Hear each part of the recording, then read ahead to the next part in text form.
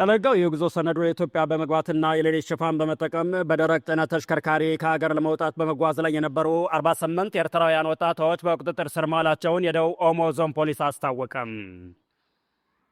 ከሌሊቱ 9 ሰዓት ላይ አይሱዙ ተብሎ በሚጠራው መለስተኛ ደረቅ ጭነት ተሽከርካሪ ተደብቀው ሲጓዙ በደረሰ ጥቆማ በቁጥጥር ስር መዋላቸውን የገለጸው ፖሊስ ግለሰቦቹ በርካታ ክልሎች፣ ዞኖችና ወረዳዎችን አቋርጠው ኦሞ መድረሳቸውን አመላክቷል።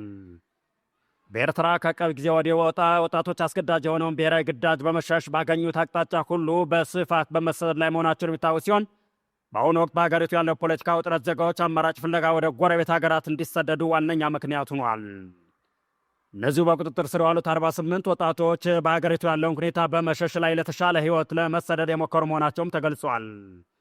ተጠርጣሪዎቹ ቀጣይ መዳረሻቸውን ኬንያ በማድረግ ወደ ድንበር በምትጠጋው የደቡብ ኦሞ ዞን ከተማ ላይ በቁጥጥር ስር ውለው ምርመራ እየተካሄደባቸው ይገኛል ሲልም ፖሊስ አስታውቋል። ጤና ይስጥልን የዞላ ኒውስ ቤተሰቦች እንደምቆያችሁ። ከዞላ ኒውስ ዕለታዊ መረጃዎችን ይዘን ቀርበናል። በየጊዜው የሚለቃቸው አዳዲስ መረጃዎች እንዲደርሷችሁ ቻናሉን ኮመንት፣ ላይክ እና ሰብስክራይብ ማድረጋችሁ እንዳትረሱ እያልን ወደሚቀጥሉ መረጃ እናልፋለን። አብራችሁን ቆዩ። መጋቢት 13 2018 ዓ.ም ጠዋት ጀምሮ የሱዳን ጦርና ስፔል የሚባሉ የደቡብ ሱዳን ታጣቂዎች እርስ በርስ ሲታከሱ ስፔል ወደ ኢትዮጵያ ድንበር ሸሽተው ሲገቡ የመከላከያ ሰራዊት በምርኮኛ ካምፕ እየሰበሰቡ እያለ የሱዳን ጦር በጎን በመግባት በቤኒሻንጉል ጉሙዝ ክልል በጉምሩክ ከተማ በሚገኘው የመከላከያ ሰራዊት ካምፕ ላይ በከባድ መሳሪያ የታገዘ ተኩስ ከፍቷል። አሁን ላይ ሁኔታው እየተረጋጋ ቢሆንም ታጣቂዎቹ ኢትዮጵያ ውስጥ ለዘርቀው ገብተው ተኩስ ሲከፍቱ የብልጽግና መንግስት እስካሁን ያለው ነገር የለም።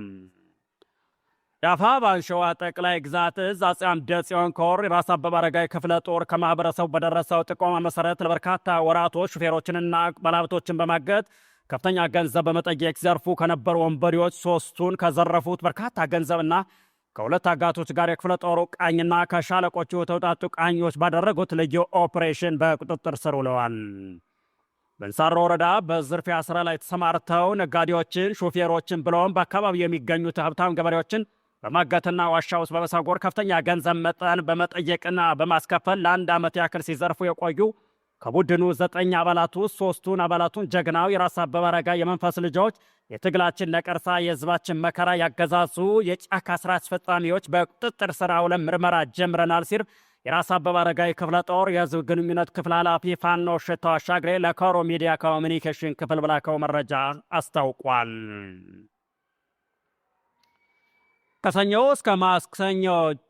ከሰኞ ምሽት ጀምሮ እስከ ማክሰኞ የንጋት ሰዓታት ድረስ በእስራኤል ማዕከላዊና ሰሜናዊ ክፍሎች ላይ ከባድ የሚሳኤል ጥቃት መፈጸሙ ሀገሪቱ ሌላ ረጅም ምሽት ማሳለፏ ተዘገመም።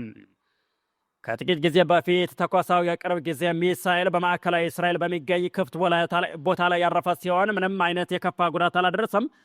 ይሁን እንጂ ጥቃቱ በእስራኤል ወታደራዊ የቅድመ ማስጠንቀቂያ ስርዓት አስቀድሞ በመታወቁ በቴል አቪቭና በተያዘው የምዕራብ ዳርቻ አካባቢዎች አደጋ ጊዜ ሳይኖሮች በከፍተኛ ድምፅ ሲያስተጋቡ ቆይተዋል። ይህ ተከታታይ የሚሳኤል ማዕበል ሰፋፊ የእስራኤል ግዛቶችን ያነጣጠረ ነበር። ኢየሩሳሌም፣ በአይፋ፣ በቴል አቪቭና በምዕራባዊ ገሊላ አካባቢዎች ከፍተኛ አደጋ ማስጠንቀቂያዎች ሰምተዋል።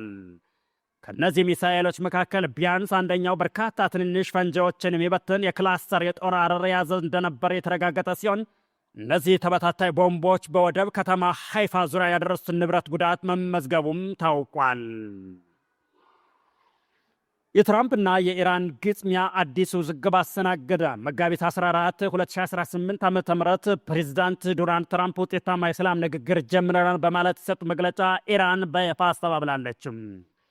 አልጀዚራ እንደዘገበው የቴህራን ባለስልጣናት በሰጡት ምላሽ ምንም አይነት ድርድር አልተደረገም ሲሉ ጉዳዩን ወደ ሌላ አቅጣጫ ወስደውበታል። የተወደዳችሁ በዚህ ጉዳይ ሌላ ዝርዝር ዘገባ አዘጋጅተናል። ከቀኑ 9 ሰዓት ላይ እስክንገናኝ በእኛ በኩል ሰናይ ጊዜ ብለናል።